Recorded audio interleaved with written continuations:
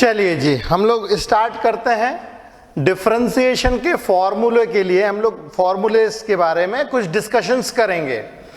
हम लोगों ने पिछले साल डिफरेंशिएशन के करस्पॉन्डिंग जो भी फंक्शंस हैं, कैसे भी फंक्शंस हो, उनके डेरिवेशन सीखे हैं।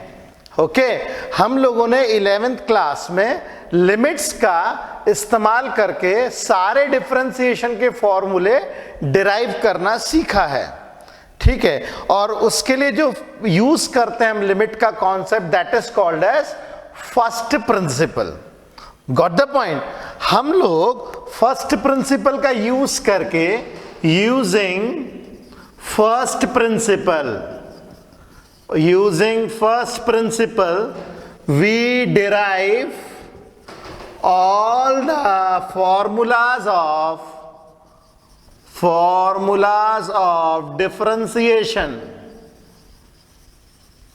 डिफरेंशिएशन के सारे फॉर्मूले हम लोग फर्स्ट प्रिंसिपल का इस्तेमाल करके डिराइव करते हैं। डेरिवेशन इसका, सारे फॉर्मूले का डेरिवेशन फर्स्ट प्रिंसिपल के द्वारा ही हमें मिलता है।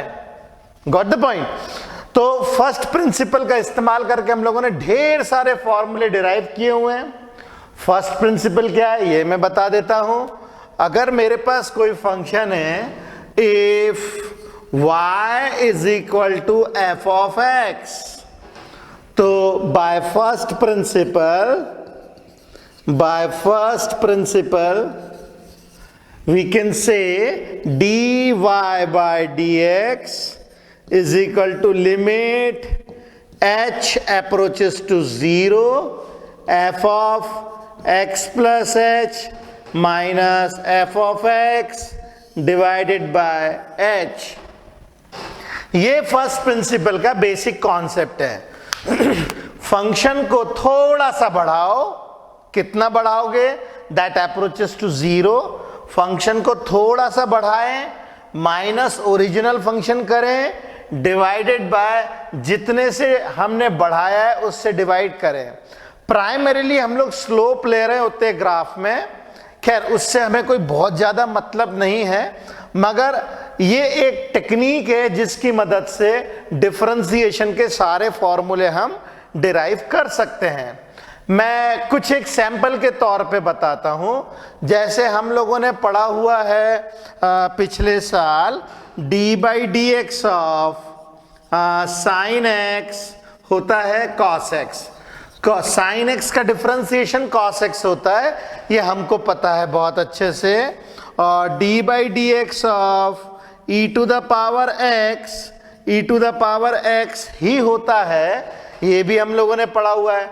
तो इसका मैं फटाफट प्रूफ बता देता हूं कि सच में, मतलब यदि हम कोई फॉर्मूला यूज कर रहे हैं डिफरेंशिएशन में, तो हम उसके ऊपर पूरी तरीके से विश्वास कर सकते हैं कि नहीं कर सकते हैं, वो फर्स्ट प्रिंसिपल बताएगा।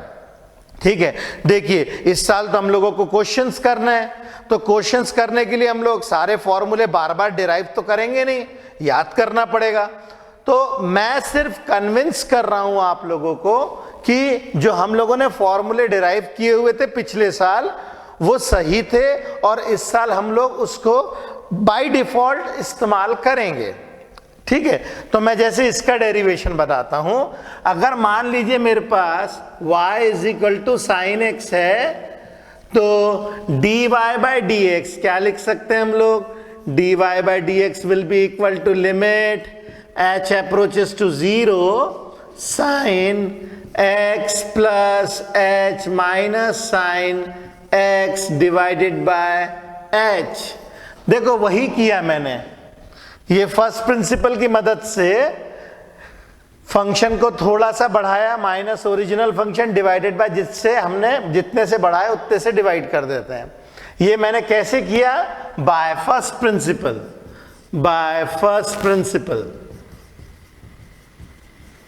ओके, तो अब मैं इसको आगे सॉल्व करता हूं। लिमिट h अप्रोचेस टू 0, हमारे पास एक फॉर्मूला होता है sine c minus sine d, तो फॉर्मूला है sine c minus sine d is equal to 2 sine c minus d by 2 cos c plus d by two. ये एक फॉर्मूला है हमारे पास, उसी का हम इस्तेमाल करेंगे। 2 sin x plus h minus x by two cos x plus h plus x by two divided by h। Okay, अब जरा देखिए यहां पे ये x से x गया, ठीक है, तो हमें क्या मिल जाएगा? Limit h approaches to 0 2 sin h by two cos x plus h by two divided by h। ये हो जाएगा 2x plus h, 2x plus h by two, तो ये हो जाएगा x plus h by two. ठीक है, अब मैं क्या करता हूं, इस 2 को इसके नीचे लेकर के आता हूं और देखिए क्या होता है।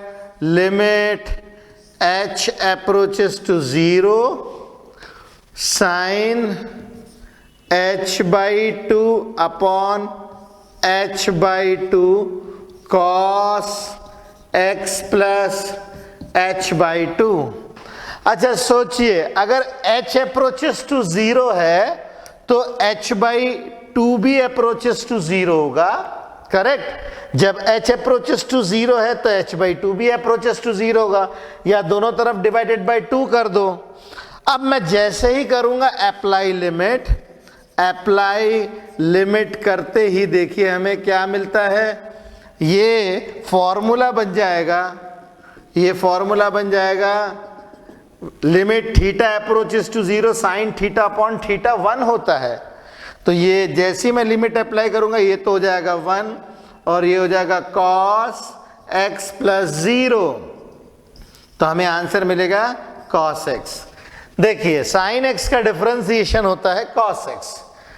ओके, मैं ये सारे डेरिवेशंस अभी इसीलिए बता रहा हूं, 1-2 डेरिवेशन सैंपल के तौर पे, ताकि पिछले साल किए गए फॉर्मूले आपको याद करके रखना अच्छे से, नंबर 1। और हम हर फॉर्मूले का डेरिवेशन नहीं कर सकते। अब आप साइन एक्स का फॉर्मूला बोले हम याद नहीं करेंगे, हम तो डिराइव करेंगे, तो हर बार आप इतना लंबा जो है फाइट नहीं मार सकते हम लोग। इसीलिए हम लोगों को याद करना जरूरी है। जो बेसिक फॉर्मूले वो तो आपको याद करना ही पड़ेगा। ओके, तो ये होगा हमारा, मैंने साइन एक्स का डिफरेंशिएशन बताया, कॉस एक्स कैसे होता है। अगर अब मैं यहां पे लूं एक और क्वेश्चन, और वो क्वेश्चन हमारे पास में है y is equal to e to the power x। y is equal to e to the power x। E to the power x का differentiation e to the power x ही होता है। कैसे हम वेरीफाई कर लेते हैं, तो dy by d x is equal to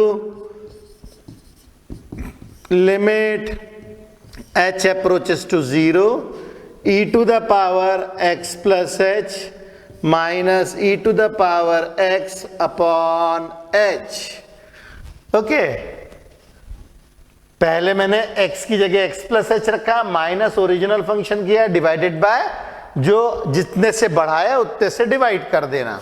इसको हम लिख सकते हैं limit h approaches to 0 e to the power x into e to the power h minus e to the power x upon h।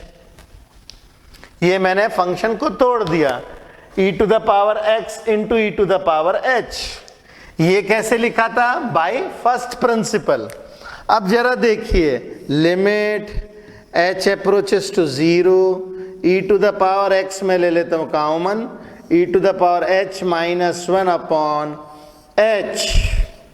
अब मैं जैसे ही अप्लाई करूंगा लिमिट, अप्लाई लिमिट करते ही ये हो जाएगा हमारे पास e to the power x और ये हो जाएगा 1, क्योंकि ये पिछले साल एक लिमिट का फॉर्मूला था, ये लिमिट का फॉर्मूला था, और लिमिट के फॉर्मूले के हिसाब से limit h approaches to 0 e to the power h minus 1 upon h that is equal to 1। तो हम लोगों को मिलता है e to the power x। Okay, जो लोग कंफर्टेबल नहीं हैं जो लोग कंफर्टेबल नहीं है वो लोग पिछले साल का या तो लिमिट पढ़ें थोड़ा सा, या फिर कोई दिक्कत नहीं है फॉर्मूला याद कर लें। डायरेक्ट फॉर्मूला याद करने से भी काम चल जाएगा।